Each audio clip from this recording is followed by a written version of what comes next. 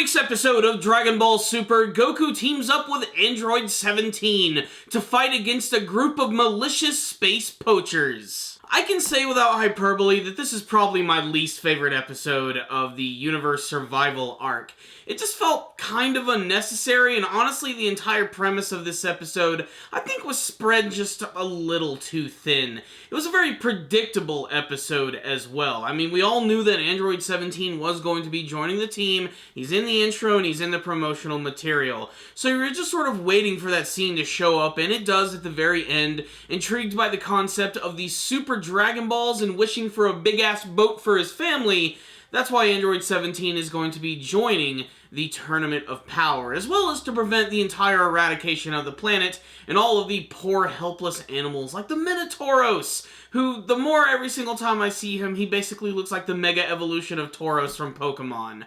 This episode, though, just really didn't do that much for me. The actual adversaries they went up against, these space poachers who just show up out of nowhere in their ridiculous purple spaceship, just start to basically abduct all of these animals by absorbing them into the ship with a giant beam of light. It's like something out of a 1950s sci-fi film, and Goku and Android 17 make their way into the ship. They fight against some goons, and predictably, they beat the living shit out of these guys, and they eventually run into their leader, who, while he does have kind of a fun, ridiculous design, he's an absolute pushover. And he also happens to be one hell of a bullshit artist, claiming that if they ever try to attack him, he's just gonna blow up the ship because he has a bomb built right into his body. And this leads to what is probably my favorite scene of the episode, mostly because of how hilarious it is and how it ensures that we're going to be getting a brand new running gag for the series, which is the fact that Goku always brings really dangerous people to King Kai's planet. In particular, those who are going to explode. And both him and 17 end up going to King Kai's planet, but Dende, with his power as Kami, is able to see that this guy actually doesn't have a bomb inside of him, but he certainly does have a little piñata ball, which is going to open up with streamers because the poachers were planning on having what appears to be a child's birthday party. What? Aside from the humor, probably the coolest thing about this episode is just getting to see more of Android 17 and seeing how much his personality has actually changed, where he basically plans to kill himself in this episode to save the animals. There's a scene where he ends up pushing this villain outside of his ship. They go out into the vacuum of space, and he tells Goku, "Say goodbye to my family for me. Protect the animals, man! Animals rule!" And then he just explodes out into the window in space, but Goku uses his Super Saiyan Blue powers with instant transmission to save the day. The animals are saved, Android 17 is going to be joining the fight, and that's pretty much this week's episode. What's the rundown on this week's episode of Dragon Ball Super? I really don't have that much more to say about this one. It was kind of fun getting to see some ridiculous villains show up, especially ones that look the way they did in this episode.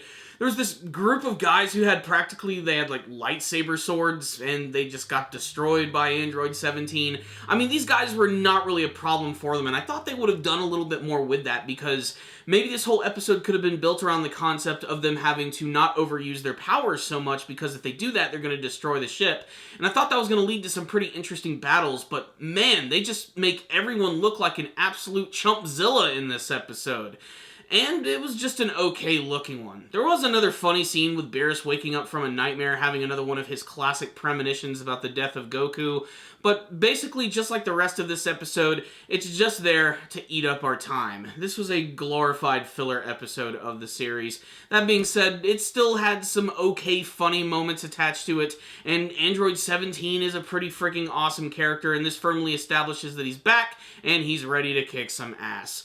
That being said, though, it was just an average episode of Dragon Ball Super, which is why I'm going to give this week's episode a 3 out of 5. If you're a hardcore Dragon Ball fan, check it out. You might get a couple of laughs, and you might even like some of the action scenes. If you feel like skipping this week's episode, I think you can skip it. You know that Android 17 is going to join the team.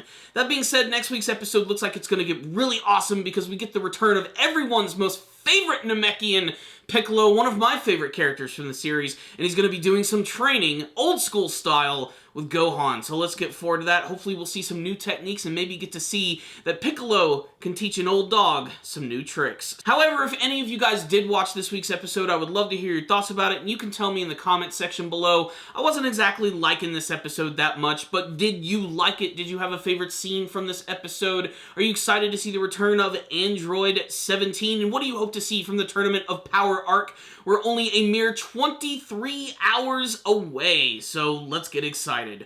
Thank you guys for watching this review. Make sure to subscribe to the channel for all things Dragon Ball Super related. Make sure to leave me a comment or two about what you thought about this week's episode. I'm always down for a good conversation. And of course, if you liked this video, why don't you give it a thumbs up? If you didn't like it, give it a thumbs down. I'll see you guys next time. And as always, stay dandy, baby.